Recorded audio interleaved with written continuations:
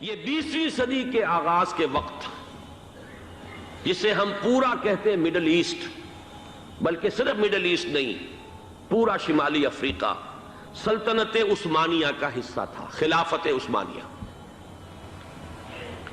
Libya, الجزائر، مصر، پورا حجاز، یمن، پورا عراق، شام، اور یہ شام ہی کے حصے ہیں در حقیقت اردن اور لبنان، یہ سب یہ شام عرب، عراق عرب، یہ پورا علاقہ خلافت عثمانیہ یہ اس کا حصہ تھا۔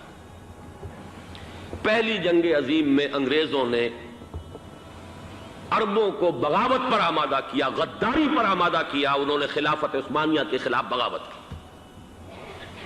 بیج بوئے ان کے دلوں کے اندر نفرت کے، ابھارا انہیں کہ تم ترکوں کے غلام کیوں ہو، تمہیں خود حاکم ہونا چاہیے، تم کھڑے ہو جاؤ، ہم مدد کریں گے، تم بغاوت کرو، تم ان ترکوں کے خلاف ہماری مدد کرو، ہم تمہیں آزاد کر دیں گے، تم اپنے پاؤں پر خود کھڑے ہو جانا۔ یہ بہت ہی ہمارے لیے دردناک المیہ ہے اس پہلی جنگ عظیم کا۔ کرنل لارنس جیسا شخص، برطانوی استعمار، اور اس کے نتیجے میں عربوں نے بغاوت کی۔ اور اس قدر دردناک بات آپ کو بتا رہا ہوں، میں پہلی مرتبہ جب سن 62 میں حج کے لیے گیا مدینہ منورہ میں، ابھی وہ ریل کے انجن کھڑے ہوئے تھے۔ یہ ترکی کے زمانے میں، سلطنت عثمانیہ کے زمانے میں بغداد سے مدینے تک ریلوے لائن تھی۔ یہ پورا ایک عالم سلطنت عثمانیہ، صرف سلطنت نہیں، خلافت عثمانیہ، پوری ٹرینیں جو ہے ترکوں کی اڑائی گئی، ہزاروں ترکوں کو شہید کیا گیا، یہاں تک کہ صحن حرم میں شہید کیے گئے سینکڑوں ترک۔ یہ جرم تھوڑے نہیں ہے، معمولی نہیں ہے۔ آج جس کی سزا مل رہی ہے، معلوم ہونا چاہیے کہ وہ جرائم کون کون سے تھے۔ اب بھی جو لوگ گئے ہیں انہوں نے دیکھا ہوگا، ترکی کا قلعہ موجود ہے اوپر پہاڑی کے اوپر، حرم کا جو سب سے بڑا دروازہ ہے باب ملک عبدالعزیز، اس کے سامنے ایک لائبریری ہوتی تھی، اب تو غالباً وہ بھی گرا دی گئی ہے، اس کے پیچھے پہاڑی پر ترکوں کا قلعہ ہے پرانا، اس پر توپیں موجود تھیں۔ جب بغاوت ہوئی ہے، جو حرم میں آئے ہوئے تھے ترک فوجی، ظاہر بات ہے نہتے، وہ تو نماز پڑھنے آئے ہوئے تھے، ان کو وہاں ذبح کیا گیا ہے، اور ترکوں نے اپنی توپیں استعمال نہیں کی کہ کہیں بیت اللہ کو کوئی اذن نہ پہنچ جائے۔ بہرحال یہ غداری ہوئی ہے پہلی جنگ عظیم کے دوران، اور نہ صرف ترکوں پہ عربوں نے کی ہے۔ جیسا کہ میں نے کہا تھا، دو ہیں سب سے بڑے مجرم روئے ارضی کے اوپر امت مسلمہ کے طبقات۔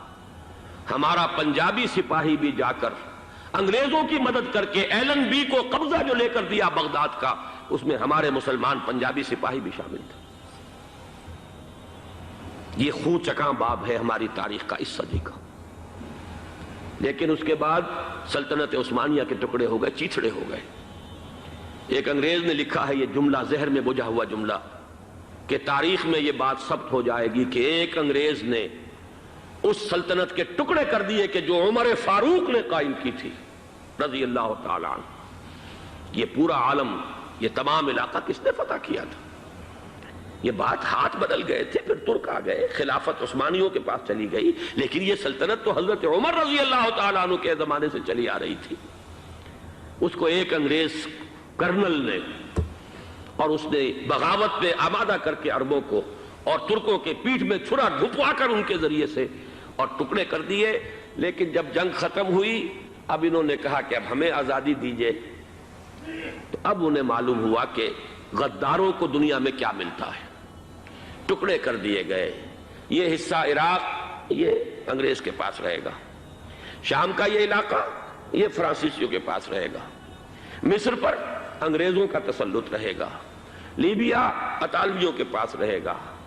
لے دے کر یہ جو علاقہ تھا حجاز، چونکہ وہاں کچھ تھا ہی نہیں، بوادٍ غیر ذی زرع، یہ عربوں کے پاس چھوڑ دیا گیا۔ اس وقت جو بادشاہ ہیں، شاہ حسین اردن کے، ان کے دادا سب سے بڑے غدار وہی تھے، لہذا ان کو اس علاقے کی بادشاہت دے دی گئی۔ اس کے بعد نجد سے ایک تحریک اٹھی ہے، وہ سعودی جو خاندان ہے وہ نجد سے اٹھا ہے۔ نجد میں اس وقت کچھ بھی نہیں تھا، وہ تو صرف ریت کے تودے تھے اور کچھ بھی نہیں، لہذا ادھر کسی استعماری قوت کو دیکھنے کی ضرورت ہی نہیں تھی۔ وہ تو بعد میں تیل برآمد ہوا اور اس کی حیثیت ہو گئی، اور یہ امارات کا علاقہ جو ہے اس کی دنیا میں اب گویا کہ یوں سمجھیے کہ جو سب سے زیادہ اہم علاقے ہو سکتے ہیں روئے ارضی کے نقشے پر، ان میں سے ایک وہ ہو گیا، لیکن یہ اس وقت کی بات میں کر رہا ہوں، کوئی حیثیت نہیں تھی، لہذا اس کو چھوڑ دیا گیا۔ یہ ہے تاریخی پس منظر، یہ لکیریں جو کھینچی گئی ہیں، یہ ایک ملت اسلامیہ کو جو قومیتوں میں تقسیم کیا گیا، پھر نعرے لگوائے گئے المصر للمصریین الشام للشامیین۔ اب شامی ایک علیحدہ قوم ہو چکے ہیں، مصری ایک علیحدہ قوم ہو چکے ہیں، عراقی ایک علیحدہ قوم ہو چکے ہیں۔ یہ ساری تقسیمیں استعمار کی پیدا کرنا ہے، اس کا کوئی تعلق اسلام کے ساتھ نہیں۔